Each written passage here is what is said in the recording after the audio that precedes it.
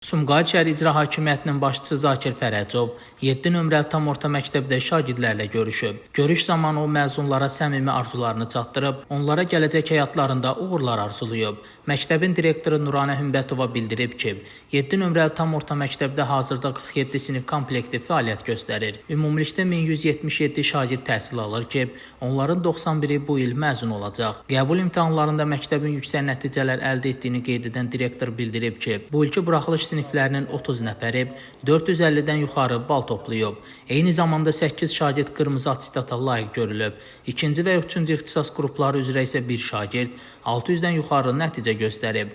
Akademik göstəriciləri, tədris mühiti və nizam-intizamı ilə seçilən 7 nömrəli tam orta məktəb Sumqayıtda keyfiyyətli təhsilə töhfə verən nümunəvi təhsil ocaqlarından biridir. Məktəbdə müəllim-şagird münasibətləri qarşılıqlı hörmət və əməkdaşlıq əsasında qurulub. Gənc nəslin savadlı və vətənpərvər ruhda yetişməsi istiqamətində məktəb rəhbərliyinin və kollektivinin əzmkarlığı xüsusi qeyd olunur. Şəmistan Fikrətli Elbrus İsmailov, bugün informasiya proqramı üçün.